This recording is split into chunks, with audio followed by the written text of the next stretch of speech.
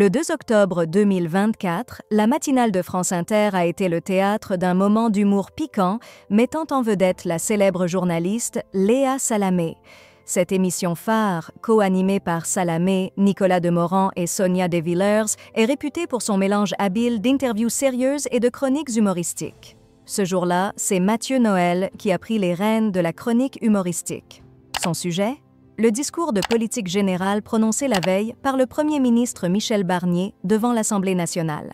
Mais plutôt que de se concentrer uniquement sur le contenu du discours, Noël a choisi de mettre en lumière les réactions contrastées au sein de la rédaction de France Inter. Avec un sourire malicieux, le chroniqueur a dépeint une rédaction divisée face aux annonces de Barnier concernant un effort fiscal accru pour les plus aisés et une augmentation du SMIC.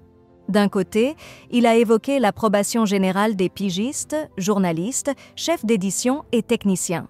De l'autre, il a imaginé une Léa Salamé fictive, visiblement préoccupée par ces mesures.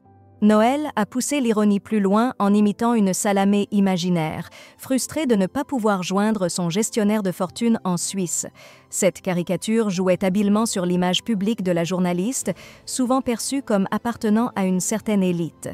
Il a même attribué à Salamé une obsession comique pour la définition exacte de la catégorie des plus fortunés. Le chroniqueur n'a pas épargné Raphaël Glucksmann, le compagnon de Salamé, l'impliquant dans sa scénette humoristique avec une réplique désinvolte sur fond de linguine à la truffe.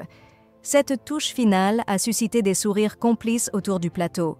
Cette séquence, bien que teintée d'ironie, témoigne de l'atmosphère de camaraderie qui règne au sein de l'équipe de France Inter.